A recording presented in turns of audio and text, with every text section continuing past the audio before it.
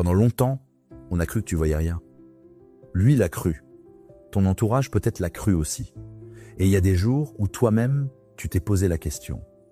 Tu restais alors que quelque chose n'allait pas. Tu excusais ce qui n'aurait pas dû l'être.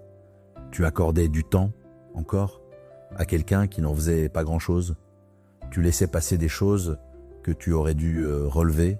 Et de l'extérieur, tout ça portait un nom un peu humiliant.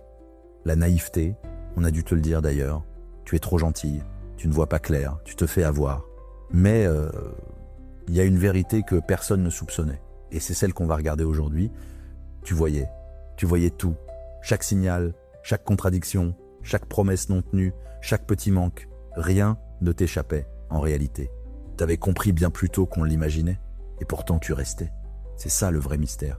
Pas le fait que tu ne voyais pas. Le fait que tu voyais et que tu restais quand même. Et c'est là que se cache une question que presque personne ne pose parce qu'elle dérange. Si tu voyais si clair, pourquoi ne partais-tu pas? Qu'est-ce qui peut bien retenir quelqu'un qui a parfaitement compris ce qui va pas? Pourquoi la lucidité, cette lucidité qu'on t'a reproché de ne pas avoir, ne suffit-elle presque jamais à faire partir? On va descendre ensemble dans ce mécanisme étrange, comprendre pourquoi voir clair ne protège pas, ce qui te retenait vraiment malgré tout ce que tu percevais, et surtout, ce qui a fini par changer le jour où ton regard est enfin devenu un mouvement. Premier point, ce qu'on a pris pour de la naïveté. Commençons par défaire le malentendu, parce que c'est de lui que tout part. Ce mot qu'on t'a peut-être collé, naïve, et qui est peut-être le plus grand contresens qu'on ait fait sur toi. Parce qu'il faut comprendre une chose, dès le départ, ce qui ressemble à de la naïveté, vu du dehors, est presque toujours autre chose, vu du dedans. Regardons ce qu'on a observé de toi, de l'extérieur. On t'a vu rester alors que quelque chose clochait. On t'a vu excuser des comportements que d'autres n'auraient pas tolérés. On t'a vu accorder du temps, de la patience, des secondes chances. On t'a vu laisser passer des choses. Et à partir de ces observations, on a tiré une conclusion, la plus simple, la plus rapide. Elle ne voit pas. Elle ne comprend pas ce qui se passe. Elle est naïve. Il faut comprendre pourquoi cette conclusion est fausse et pourquoi elle est si facile à tirer. Elle est facile parce qu'elle explique ton comportement par le plus évident. Si tu restes malgré un problème, c'est que tu ne vois pas le problème. C'est logique, en apparence. Ça tient debout. Sauf que ça repose sur une hypothèse jamais vérifiée, que voir un problème et le quitter serait la même chose. Comme si voir suffisait à partir. Comme si la lucidité entraînait automatiquement l'action. Or c'est faux et c'est tout le sujet de cet épisode. On peut voir parfaitement et rester. Voir n'est pas partir. Ce sont deux choses complètement séparées, on va y venir en détail. Mais pour l'instant, retiens juste ceci, le fait que tu sois resté ne prouve absolument pas que tu ne voyais pas. Ça prouve seulement que voir ne t'a pas fait partir. Ce qui est très différent, et il faut rétablir la vérité, celle que personne ne soupçonnait. Tu voyais. Pas vaguement, pas confusément, précisément. Tu avais repéré les schémas. Tu avais remarqué les contradictions, ces fois où les mots disaient une chose et les actes une autre. Tu avais noté les promesses non tenues, les moments d'absence, les reculs. Tu avais même souvent compris ce qui se cachait derrière, la peur, la fuite, l'incapacité. Tu avais cartographié la situation avec une précision que personne à l'extérieur ne t'a crédité d'avoir. Laisse-moi te montrer ça avec une image. Pense à quelqu'un qui reste dans une maison dont il sait parfaitement qu'elle a un problème. Il connaît la fissure dans le mur, il l'a vue, il l'a même mesurée du regard 100 fois. Il sait exactement où elle est et ce qu'elle annonce. De l'extérieur, un voisin qui le voit rester dirait « il ne se rend pas compte, il ne voit pas que sa maison est fissurée », alors qu'en réalité, cette personne voit la fissure mieux que quiconque. Elle vit avec, elle la regarde tous les jours, son maintien dans la maison ne vient pas d'un aveuglement. Il vient d'autre chose, un attachement à la maison, l'espoir que la fissure se referme, la peur de devoir déménager. Voir la fissure et quitter la maison sont deux décisions distinctes, et la première n'entraîne pas la seconde. Tu étais cette personne. Tu voyais la fissure. Tu la voyais même très bien. Ceux qui te croyaient aveugle confondaient ton maintien avec de la cécité, alors que tu restais les yeux grands ouverts. Il faut maintenant voir pourquoi ce malentendu est si blessant et pourquoi il faut le défaire. Parce qu'être prise pour naïve, c'est pas anodin, c'est une double peine. D'abord, tu subis une situation difficile, et en plus, on te retire ton intelligence, ta lucidité, ta dignité de personne qui comprend. On te transforme en victime aveugle, en personne qui se fait avoir faute de voir clair, et cette image, tu as peut-être fini par l'intégrer toi-même, par te demander, dans tes moments de doute, si tu n'étais pas effectivement un peu naïve, un peu trop gentille, un peu bête, et c'est ça qu'il faut casser, pour toi d'abord. Tu n'étais pas naïve, tu étais lucide et retenue, ce qui n'a rien à voir. La naïveté, c'est ne pas voir. Ce que tu vivais, c'était voir et rester malgré tout, pour des raisons qu'on va explorer et qui n'ont rien de bête. Confondre les deux, c'est te faire une injustice profonde. Tu n'étais pas quelqu'un qui ne comprenait pas. Tu étais quelqu'un qui comprenait et qui luttait avec ce qu'il comprenait. Il y a d'ailleurs une nuance importante à poser tout de suite, parce qu'elle sera au cœur de la suite. Il ne s'agit pas de dire que tu avais tout bon, que ta clarté était parfaite, que tu ne t'es jamais trompé sur rien.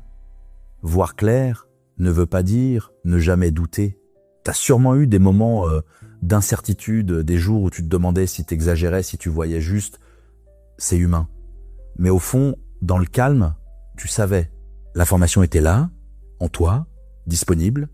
Tu n'étais pas dans le noir, tu étais dans la lumière, mais tu restais quand même dans la pièce. Et il faut poser une seconde nuance, honnête. Reconnaître que tu voyais clair n'est pas une façon de te charger de culpabilité. On pourrait retourner ça contre toi, tu voyais tout, donc c'est ta faute d'être resté. Non, c'est pas le sens. Voir un problème et être capable de s'en extraire sont deux choses différentes, précisément parce que d'autres forces te retenaient, et ces forces n'avaient rien à voir avec de la bêtise. On va les regarder. Il s'agit pas de passer de « tu étais naïve » à « tu es coupable ». Il s'agit de comprendre, sans te juger, un mécanisme humain que presque tout le monde vit. Voilà le premier point, et il rétablit une vérité qu'on t'avait volée. Ce qu'on a pris pour de la naïveté n'en était pas. De l'extérieur, ton maintien ressemblait à de l'aveuglement, parce qu'on croit à tort que voir un problème et le quitter sont la même chose. Mais voir n'est pas partir, ce sont deux décisions séparées. Tu voyais tout, les schémas, les contradictions, ce qui se cachait derrière, avec une précision que personne ne t'a crédité d'avoir. Tu étais dans la lumière, pas dans le noir, mais tu restais quand même dans la pièce. Tu n'étais pas naïve, tu étais lucide et retenue. Mais alors, une question surgit, immédiate, et c'est elle qui va nous occuper. Si tu voyais si clair, pourquoi cela ne t'a-t-il pas fait partir ? Comment peut-on comprendre parfaitement un problème et rester dedans ? Cette énigme, qui semble presque absurde, cache un mécanisme profond que presque personne n'explique, voire n'a jamais suffi à libérer. Deuxième point. Pourquoi voir clair n'a pas suffi à te faire partir ? On arrive à l'énigme centrale, celle qui semble presque absurde quand on la formule. Comment peut-on voir parfaitement un problème, le comprendre dans ses moindres détails et pourtant rester dedans ? Ça paraît contradictoire. On se dit si elle voyait, elle serait partie. Et c'est cette fausse évidence qu'il faut démonter, parce qu'elle est au cœur de tout le malentendu sur toi. Commençons par nommer l'erreur, l'hypothèse cachée qui piège tout le monde. On croit, sans jamais le questionner, que la lucidité mène à l'action, que comprendre un problème, c'est déjà être en chemin pour le résoudre, que voir clair, c'est presque agir, comme si la connaissance et le mouvement étaient reliés par un fil automatique, comme si savoir déclenchait faire. Et c'est faux, profondément faux. La lucidité et l'action sont deux facultés complètement séparées qui vivent à deux endroits différents de toi. L'une est dans la tête, c'est la capacité à voir, à comprendre, à analyser. L'autre est ailleurs, dans un mélange d'émotions, de volonté, de courage, de force. Et rien ne garantit que ce que voit la première, la seconde le mettra en œuvre. On peut voir sans bouger, on peut comprendre parfaitement et rester parfaitement immobile. Il faut vraiment installer cette idée parce qu'elle est libératrice. Prends n'importe quel exemple de la vie courante, tout le monde sait, avec une clarté totale, qu'il faudrait faire de l'exercice, mieux dormir, arrêter certaines habitudes. Cette lucidité est parfaite, complète, personne ne la conteste. Et pourtant, la plupart des gens ne changent rien. Est-ce qu'ils sont naïfs, aveugles, ignorants ? Non. Ils voient parfaitement. Simplement, voir ne suffit pas à faire. Entre le savoir et l'acte, il y a un gouffre. Et ce gouffre, la connaissance seule ne le franchit jamais. Laisse-moi te montrer ça avec une image. Pense à quelqu'un qui, en montagne, voit parfaitement qu'un orage approche. Il voit les nuages noirs, il entend le tonnerre au loin, il comprend exactement ce qui va se passer. Sa lucidité est totale. Mais voir l'orage ne le met pas à l'abri. Pour être à l'abri, il faut autre chose que voir. Il faut se lever, marcher, redescendre, faire l'effort, et parfois, malgré la clarté de ce qu'il voit, il reste, parce qu'il est fatigué, parce qu'il espère que l'orage passera à côté, parce que bouger lui coûte. Sa lucidité n'a pas déclenché son départ, parce que voir et se mettre à l'abri sont deux gestes différents, et que le second demande bien plus que le premier. Tu étais ce randonneur. Tu voyais l'orage, tu l'as vu longtemps avant les autres peut-être, mais voir l'orage n'était pas te mettre à l'abri. Et c'est pour ça que tu es resté, non par cécité, mais parce que le passage de la vision à l'action exigeait quelque chose que la vision seule ne pouvait pas te donner. Maintenant, il faut aller plus loin et comprendre pourquoi, dans ta situation particulière, la lucidité était encore moins susceptible de déclencher le départ. Parce qu'il y a une raison supplémentaire, spécifique aux relations, et elle est importante. Dans une relation, ta lucidité et tes émotions ne regardent pas dans la même direction. Ta lucidité voit le problème et dit « ça ne va pas, il faudrait partir ». Mais tes émotions, elles, sont attachées, elles espèrent, elles ont peur de perdre, elles se souviennent des bons moments. Et ces deux forces s'affrontent en toi. D'un côté, une tête qui a compris, de l'autre, un cœur qui n'est pas prêt. Et dans ce conflit, c'est pas toujours la lucidité qui gagne. Souvent même, c'est elle qui perd. Parce que l'émotion est une force plus ancienne, plus profonde, plus enracinée que la compréhension. Il faut le dire clairement parce que c'est ce qui te déculpabilise. Ta lucidité ne faisait pas le poids, seule, contre tout ce qui te retenait. Ce n'est pas qu'elle était faible ou insuffisante, c'est qu'elle était en minorité. Elle avait raison, mais elle était seule face à une coalition de forces émotionnelles bien plus puissantes. Voir juste ne suffit pas à vaincre tout ce qui, en toi, ne voulait pas encore partir.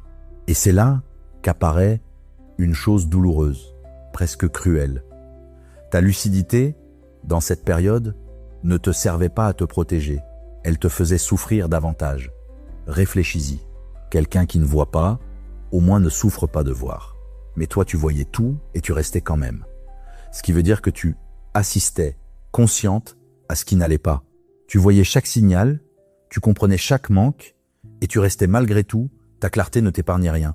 Au contraire, elle te faisait vivre le problème les yeux ouverts. C'est peut-être plus douloureux que la naïveté, pas moins. Il faut vraiment comprendre ce paradoxe parce qu'il retourne complètement l'idée qu'on se fait de toi. On te plaignait ou on te jugeait de ne pas voir, alors qu'en réalité, tu portais un fardeau plus lourd, celui de voir sans pouvoir encore agir.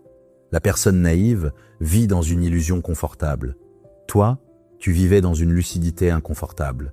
Tu savais, et ce savoir ne te libérait pas, il t'accompagnait dans la souffrance, comme un témoin muet. Je pose une nuance importante, parce qu'elle est nécessaire. Dire que la lucidité ne suffit pas à agir n'est pas une raison de mépriser la lucidité, ni de croire qu'elle ne sert à rien. Elle sert.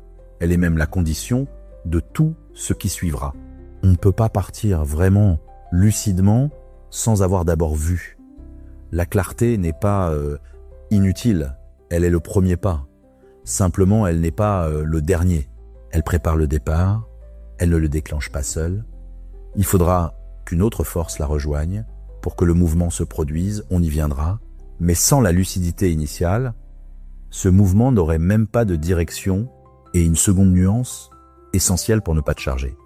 Comprendre que voir ne suffit pas à partir doit t'enlever de la culpabilité, pas t'en ajouter. Si tu es resté alors que tu voyais, c'est pas parce que tu étais faible ou complice, c'est parce que le passage de la vision à l'action est un des passages les plus difficiles qui soient pour tout être humain dans tous les domaines.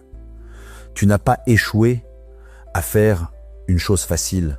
Tu as buté sur une chose que presque tout le monde trouve difficile. Il n'y a là aucune faute. Juste la condition humaine. Voilà le deuxième point. Et il résout l'énigme. Voir clair ne t'a pas fait partir. Parce que la lucidité et l'action sont deux facultés séparées. L'une dans la tête, l'autre dans un mélange d'émotions et de courage.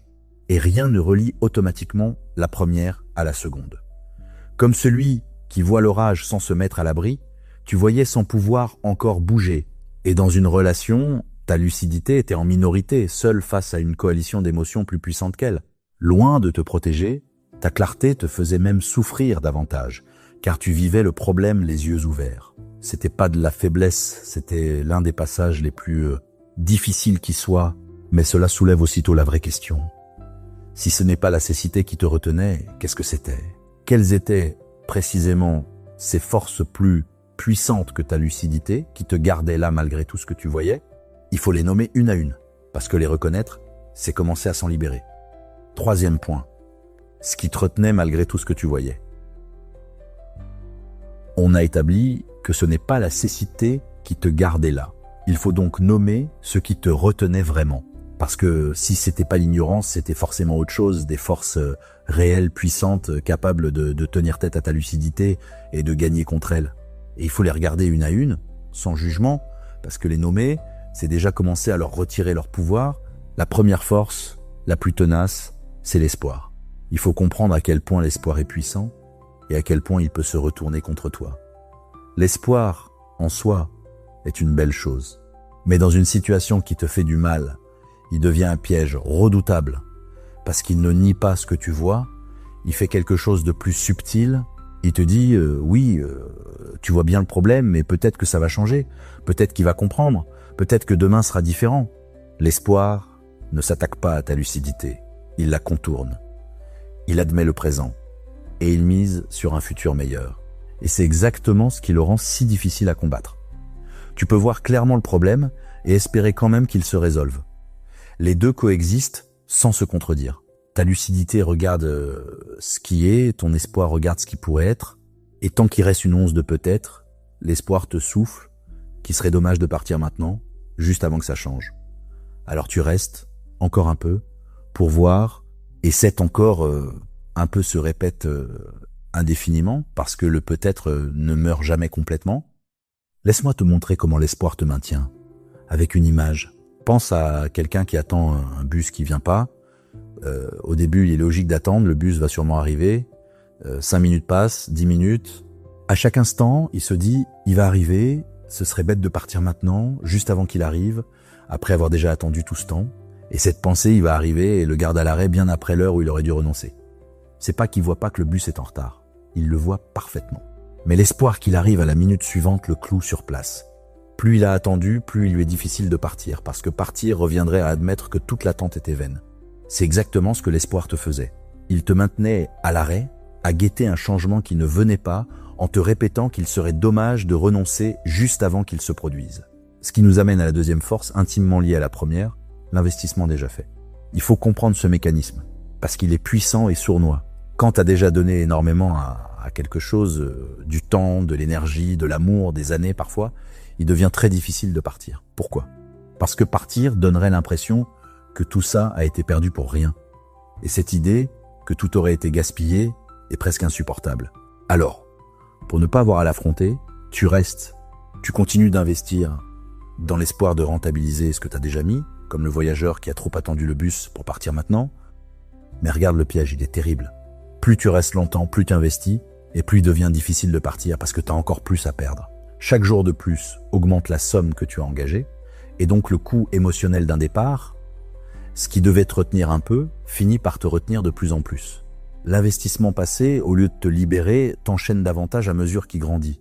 Tu restes à cause de ce que tu as déjà donné, ce qui te fait donner encore plus, ce qui te retient encore plus. Il faut voir l'erreur de raisonnement, parce qu'en la voyant, on s'en libère. Ce que tu as déjà donné est déjà donné, quoi que tu fasses maintenant. Rester ne te le rend pas. Rester ne fait qu'ajouter à ce qui est déjà perdu tout ce que tu continues de perdre.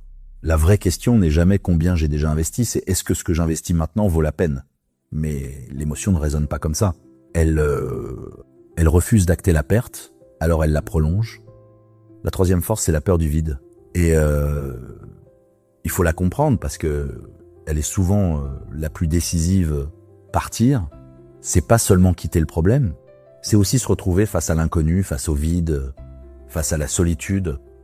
Et ce vide, souvent, fait plus peur que le problème connu. Parce que le problème, aussi douloureux soit-il, tu le connais. Tu sais à quoi t'attendre. Le vide, lui, est un territoire inconnu, et l'inconnu terrifie. Alors une part de toi préfère un mal familier à un vide incertain. Elle choisit la douleur qu'elle connaît plutôt que l'inconnu qu'elle ne maîtrise pas. Il faut nommer ce calcul inconscient. parce qu'il est au cœur de beaucoup de maintien. Rester, c'est souffrir, mais d'une souffrance prévisible, cartographiée, apprivoisée. Partir, c'est risquer une souffrance nouvelle, celle de la solitude, du vide, du recommencement, dont on ne connaît ni la forme ni la durée. Et face à ce choix, beaucoup préfèrent le connu, même mauvais. C'est humain. Le cerveau est câblé pour redouter l'inconnu plus que le connu, même quand le connu fait mal. Il y a une quatrième force, plus discrète, qu'il faut aussi nommer l'attachement lui-même. Parce qu'il ne faut pas l'oublier, tu tenais à cette personne.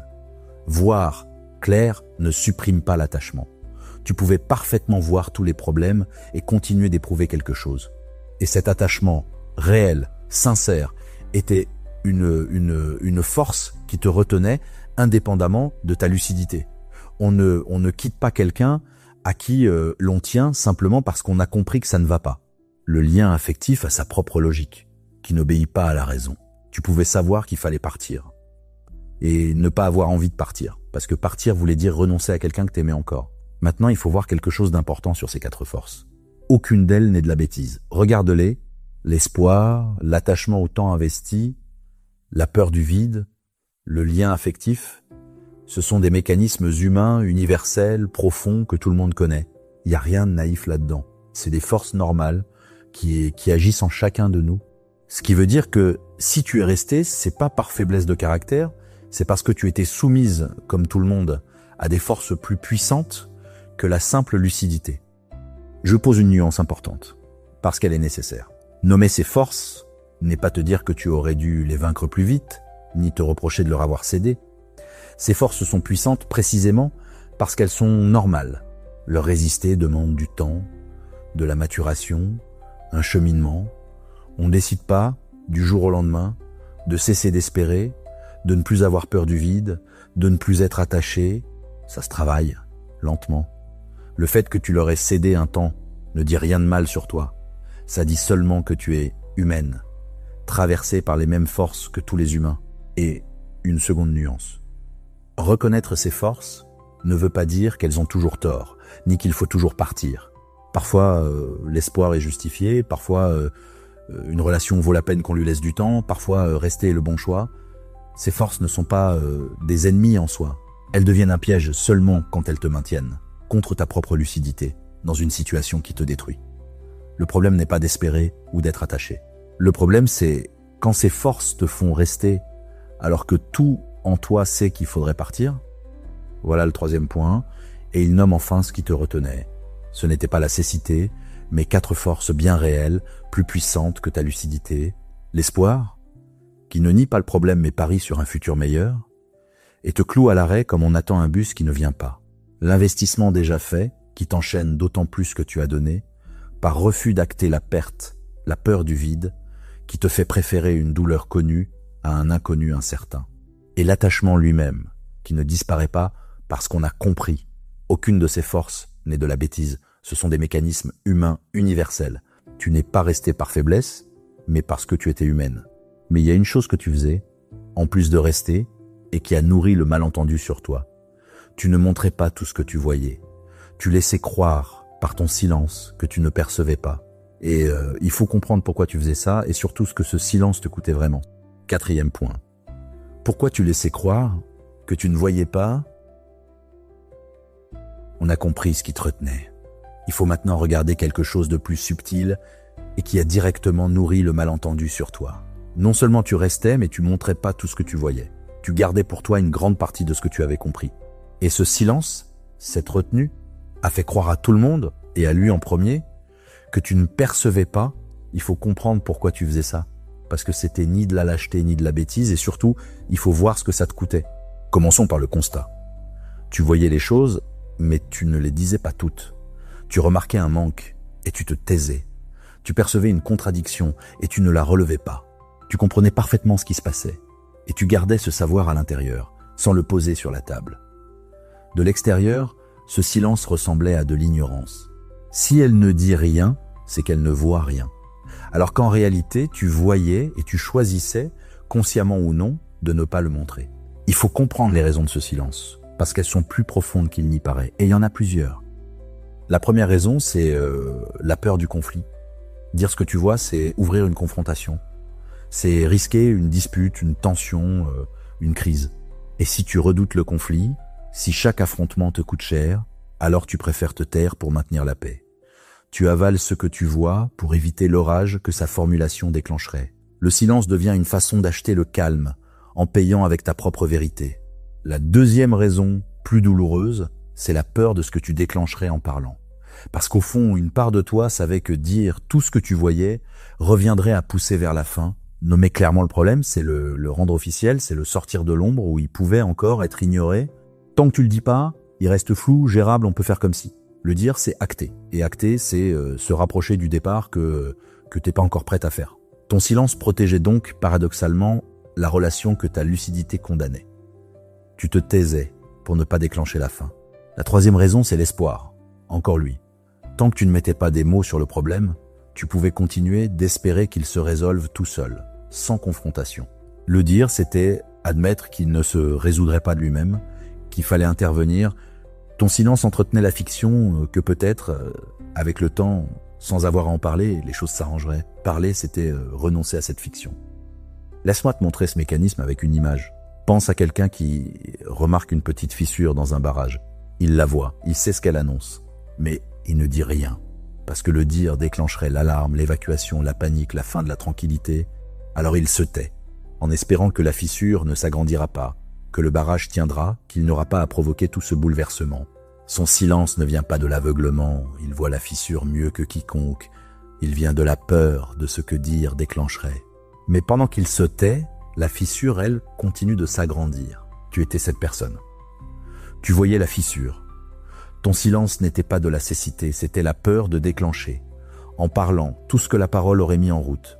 Maintenant, il faut regarder ce que ce silence te coûtait, parce que c'est là que réside le vrai enjeu de ce point. Ce silence n'était pas gratuit, il te coûtait très cher, de plusieurs façons. D'abord, il te coûtait ta propre voix. À force de taire ce que tu voyais, tu apprenais à ne pas t'exprimer, à ravaler, à faire comme si. Et ça t'abîme, parce que une personne qui se tait constamment sur ce qu'elle perçoit finit par se sentir invisible, non entendue, effacée. Chaque vérité que tu gardais pour toi était un petit renoncement à ta propre présence, à ton droit d'exister pleinement dans la relation. Ensuite, il te coûtait une double vie intérieure, parce qu'il y avait en surface celle qui semblait ne rien voir, qui restait calme, qui laissait passer, et en dessous, celle qui voyait tout, qui accumulait les observations, qui portait seule le poids de ce qu'elle comprenait. Vivre ainsi, en décalage permanent entre ce qu'on montre et ce qu'on sait, est épuisant. Tu portais un savoir lourd, sans jamais le déposer, et ce poids, tu le portais seul. Et il y a un coup plus pervers encore.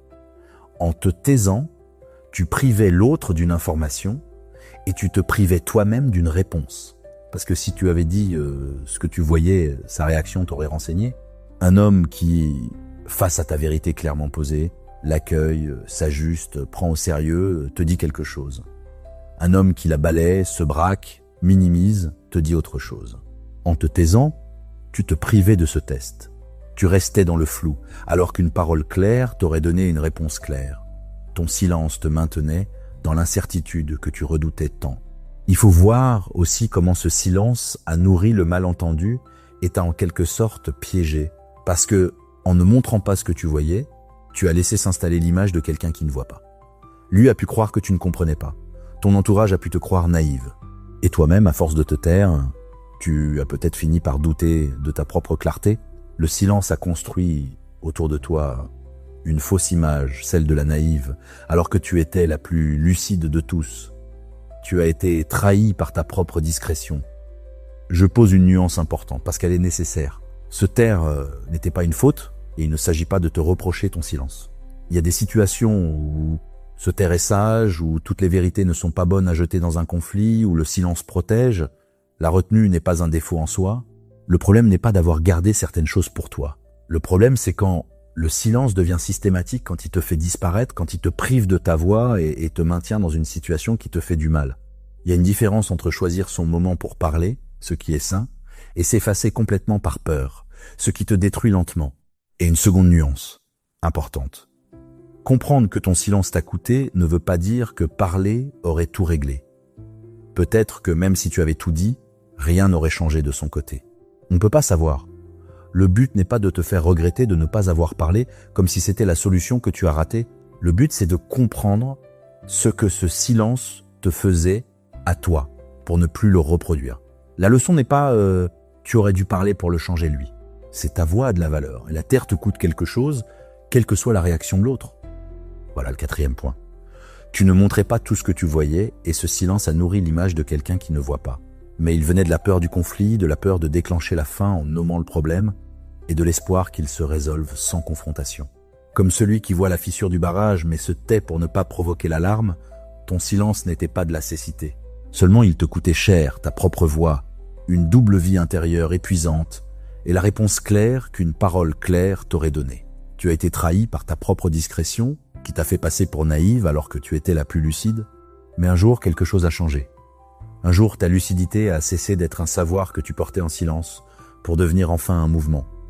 Le jour où voir s'est transformé en agir. Et ce basculement, il faut comprendre ce qui le provoque et pourquoi le départ qui en résulte est d'une toute autre nature que celui qu'on croit.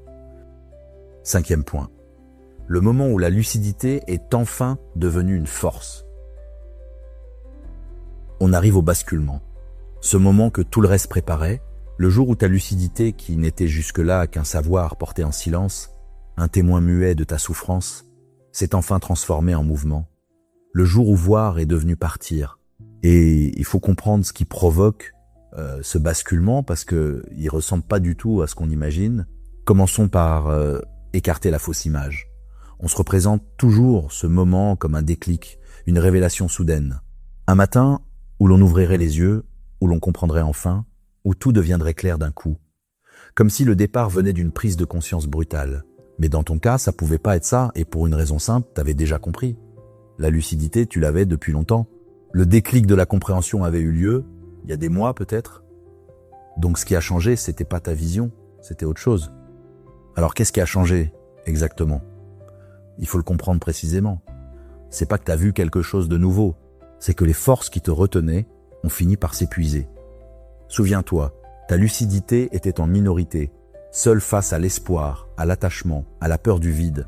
Elle avait raison, mais elle était plus faible que la coalition qui te maintenait. Le basculement, c'est pas ta lucidité qui devient plus forte.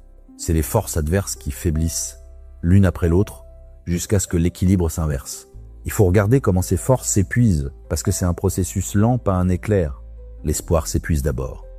À force d'espérer un changement qui ne vient jamais, l'espoir s'use. Chaque déception le grignote un peu, chaque peut-être, que demain, démenti par le lendemain, l'affaiblit, jusqu'au jour où il n'y a plus assez de peut-être pour te retenir. L'espoir ne meurt pas d'un coup, il s'éteint par usure, comme une flamme qu'on ne réalimente plus, et le jour où il s'éteint, une des forces qui te retenait disparaît. La peur du vide s'épuise aussi, mais différemment. À force de rester dans une situation qui fait mal, le connu cesse d'être confortable. Le mal familier devient, lui aussi, insupportable. Et à un moment, la balance s'inverse. Le vide, l'inconnu, la solitude, cessent de faire plus peur que la situation actuelle. Parce que la situation actuelle est devenue si douloureuse que l'inconnu, même incertain, commence à ressembler à un soulagement plutôt qu'à une menace. Le jour où partir fait moins peur que rester, une autre force lâche. Laisse-moi te montrer ce basculement avec une image. Pense à une balance à 2 plateaux. D'un côté, ta lucidité, tout ce qui te dit qu'il faut partir. De l'autre, toutes les forces qui te retiennent. L'espoir, l'attachement, la peur. Au début, le plateau de la rétention est bien plus lourd. Hein, il touche le sol. Et ta lucidité, en haut, ne pèse rien face à lui. Puis, lentement, on retire des poids du plateau de la rétention.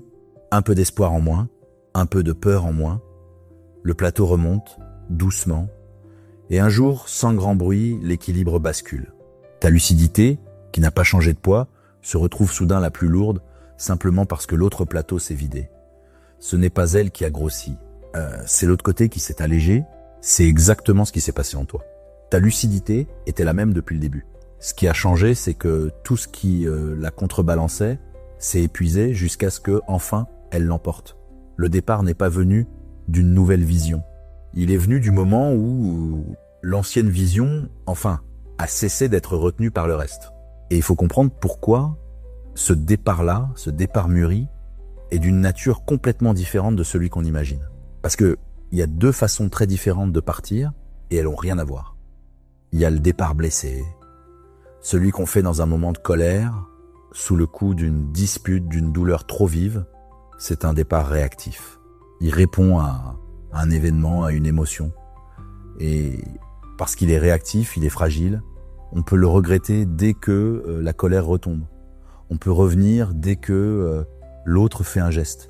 C'est un départ qui n'a pas de racine, parce qu'il est né d'une émotion passagère, et il y a le départ lucide, le tien, celui qui ne répond à aucun événement particulier, à aucune crise, celui qui vient calmement de la simple bascule de la balance. Ce départ-là n'est pas une réaction, c'est une décision. Il ne dépend pas d'une émotion du moment. Il repose sur tout ce que tu as vu, compris, pesé pendant des mois, et c'est ce qui le rend inébranlable. Parce qu'il ne peut pas être annulé par un geste de l'autre, ni regretté quand l'émotion retombe, puisqu'il n'est pas né d'une émotion. Il est né d'une certitude tranquille. Il faut vraiment saisir la différence, parce qu'elle est décisive. Le départ blessé dit « tu m'as fait mal, je pars ». Il est encore tourné vers l'autre, il est encore une réponse à lui.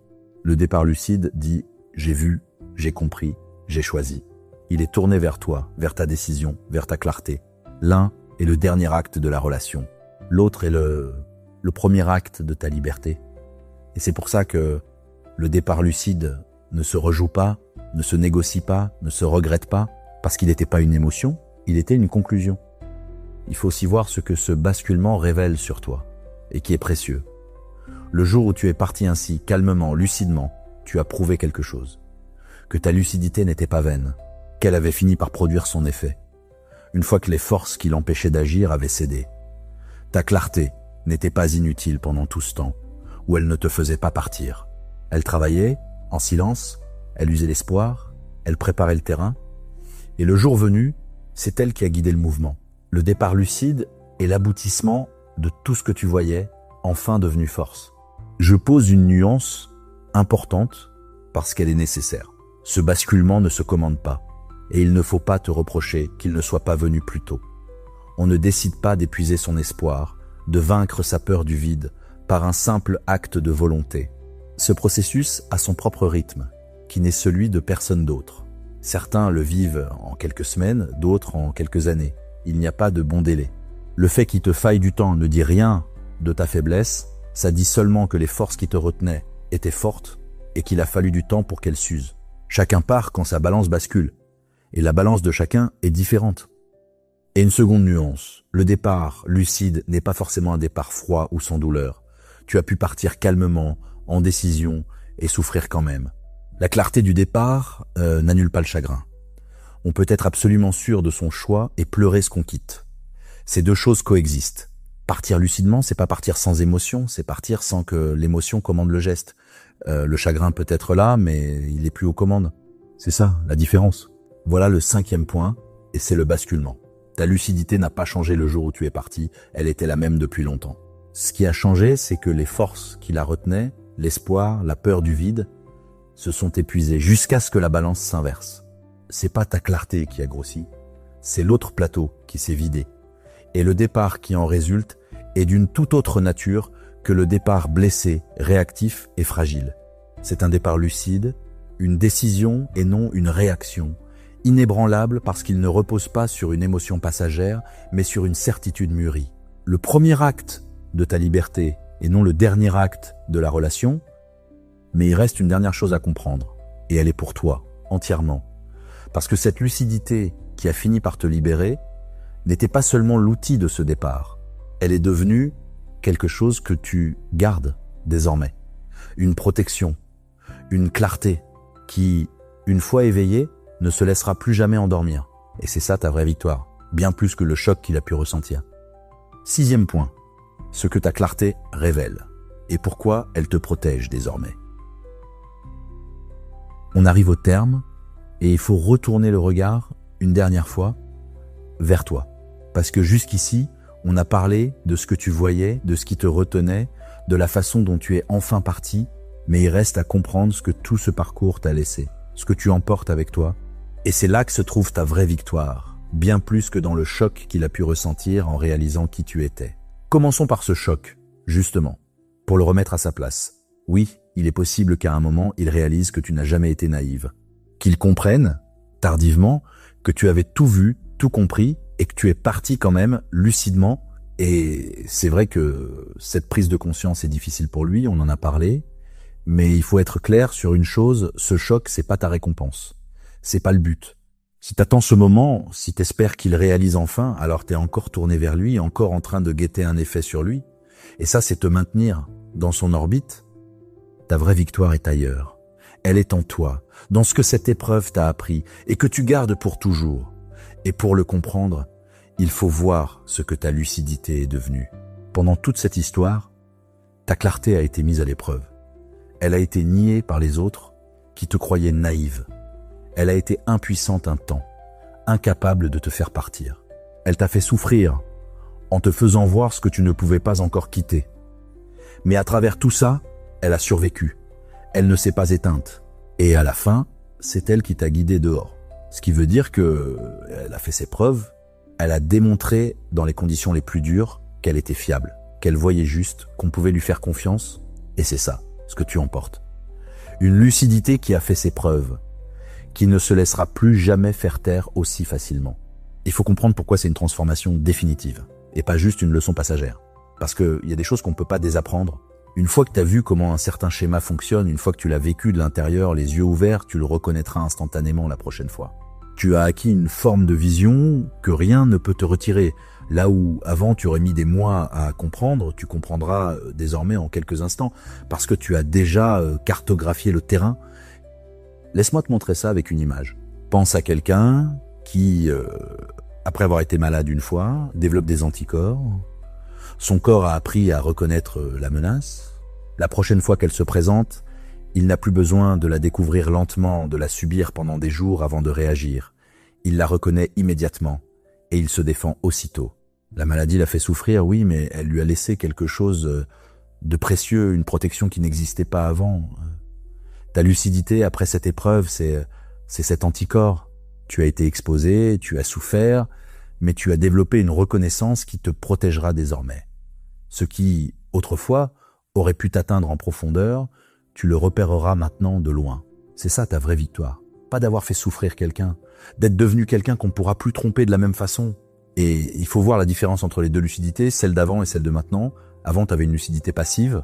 Tu voyais, mais tu t'autorisais pas à agir sur ce que tu voyais. Ta clarté restait enfermée dans ta tête, sans pouvoir. Maintenant, tu as une lucidité active. Tu as fait l'expérience que voir peut mener à agir, que ta clarté peut te guider dehors, qu'elle mérite d'être écoutée. Tu as appris à faire confiance à ton propre regard. Et cette confiance-là change tout. Parce que la prochaine fois que quelque chose ne va pas, tu ne te demanderas plus si tu exagères, si tu es naïve, si tu vois mal. Tu sauras que ton regard est fiable, parce qu'il a déjà eu raison dans les conditions les plus difficiles. Il faut aussi que tu récupères quelque chose qu'on avait posé au début, cette image de naïve qu'on t'avait collée. Tu peux maintenant la rendre à qui te l'a donnée, parce que tu sais désormais ce qu'elle valait. Tu n'étais pas naïve. Tu étais lucide, retenue, courageuse même. Puisqu'il faut du courage pour voir clair et continuer à espérer, puis du courage encore pour finir par partir. La naïveté, c'est de ne pas voir. Toi, t'as tout vu et t'as traversé. C'est pas le parcours d'une naïve, c'est le parcours de quelqu'un de profondément lucide qui a simplement eu besoin de temps pour que sa lucidité devienne force. Et c'est peut-être ça, le vrai renversement de tout cet épisode.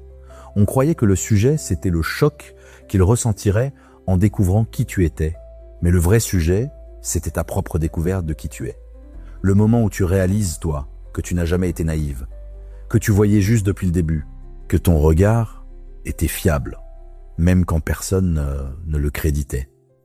Cette reconnaissance-là, que tu te donnes à toi-même, vaut 1000 fois plus que n'importe quelle prise de conscience de sa part.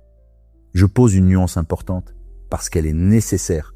Avoir développé cette lucidité ne veut pas dire que tu dois désormais te méfier de tout le monde, voir des schémas partout, partir au premier signe. Ce serait transformer une protection en prison. La vraie lucidité n'est pas de la paranoïa. Elle ne consiste pas à soupçonner en permanence, mais à voir juste, ce qui inclut aussi de reconnaître ce qui est sain, ce qui est fiable, ce qui mérite ta confiance. Ta clarté nouvelle doit te rendre plus libre, pas plus fermé.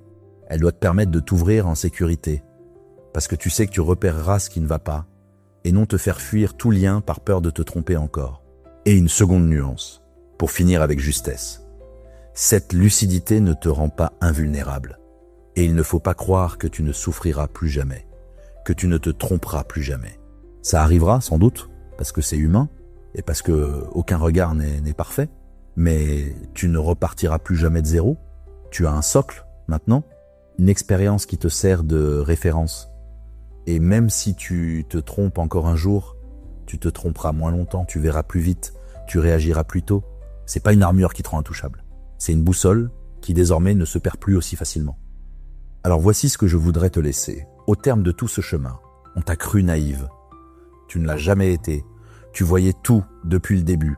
Si tu es resté, c'est pas parce que tu ne comprenais pas, c'est parce que voir ne suffit pas à partir et que des forces immenses, humaines, universelles, te retenaient malgré ta clarté. Puis, ces forces sont épuisées et le jour où la balance a basculé, ta lucidité, enfin, t'a guidé dehors, calmement, par choix, les yeux ouverts. Et ce que tu emportes de tout ça n'est pas la satisfaction qu'il ait compris trop tard. C'est bien plus grand. C'est la certitude, désormais ancrée en toi, que ton regard est fiable. Que tu n'es pas quelqu'un qui se fait avoir faute de voir. Tu es quelqu'un qui voit et qui a appris, dans la douleur, à faire confiance à ce qu'il voit. Cette lucidité-là, personne ne pourra plus jamais te la faire prendre pour de la naïveté. Parce que tu sais maintenant exactement ce qu'elle vaut. Si ce chemin t'a parlé, tu peux laisser un mot en commentaire, simplement celui-ci. Je voyais clair.